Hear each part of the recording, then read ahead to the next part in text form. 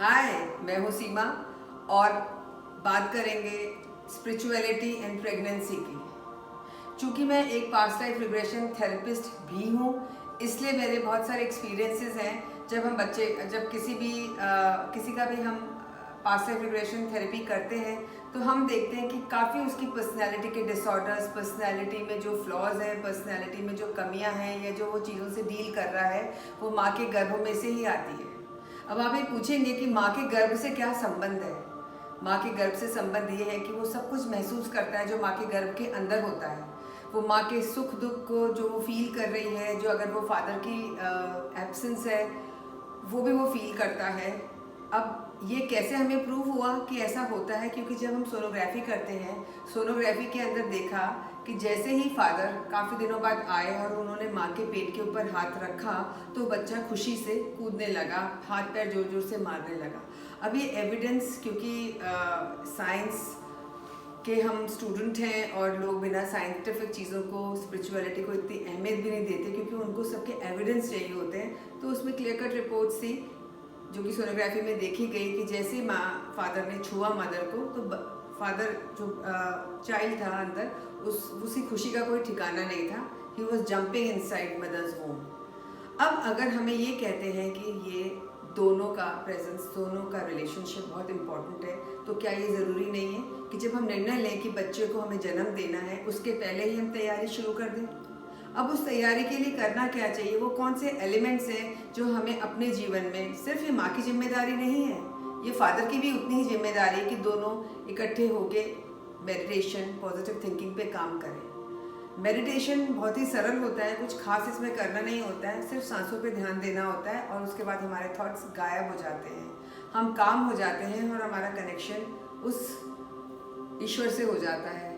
जो सारी चीज़ें हमें अपने आप ही हमें समझ में आने लग जाती है कि हमारा व्यवहार कैसा होना चाहिए, क्या होना चाहिए। क्योंकि जब ये हम दोनों यानी पति और पत्नी दोनों मिलके जब एक बेबी को जन्म देने की तैयारी करते हैं तो वो बेबी पूरी तरीके से इस दुनिया में आने के लिए तैयार होता है, वो पूरी तरीके से कंप्लीट होता है, उसकी पर्सनैलिटी कंप्लीट होती है और वो इस लाइफ के चैलेंजेस को अच्छी तरीके से झेल पाता है। एक बहुत ही अच्छी सी बात बताती हूँ मैं आपको, आपके लिए बड़ी इंटरेस्टिंग होगी।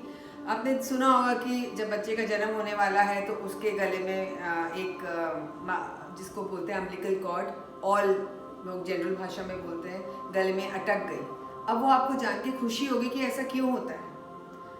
वो ऐसा इसलिए होता है कि टेंडेंसी बच्चे में, जब वो देखता है कि माँ खुश नहीं है या वो माता पिता में झगड़े हैं या और भी कोई रीजंस हो सकते हैं, तो उसको लगता है, ही फील्स वेरी इनसिक्योर और वो इस दुनिया में आना नहीं चाहता और वो अपना गला वहीं घोट के ख़त्म करना चाहता है। अब आपको लगेगा कि ये बच्चे को इतनी समझ कैसे, वो सोल है, वो आत्मा है और आत्मा को सब चीज़ों का मालूम होता है। हमें लगता है वो बच्चा है अंदर छोटा सा, उसे कुछ समझ नहीं है, लेकिन वो संसार में ऐसे असुरक्षित जगह आना नहीं चाहता। और ऐसी टेंडेंसीज बाद में भी हमने देखी है, कई बच्चों में देखी है, बड़े होने के बाद जब कुछ भी थोड़ी सी चैलेंजेस आते हैं वो सुसाइड करने की सोचने लग जाते हैं।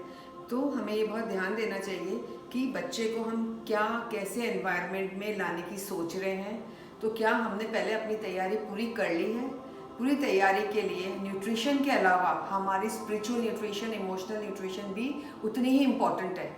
हम सिर्फ डाइट पे ध्यान देते हैं कि क्या खाना है, बच्चे की ग्रोथ कैसे, पर क्या हमने ये ध्यान दिया कि इमोशनल ग्रोथ कैसी है, क्या वो मेंटल ग्रोथ उसकी कैसे होगी, क्या वो इतना काबिल है कि वो दुनिया के चैलेंजेस को मतलब उसको झेल सके।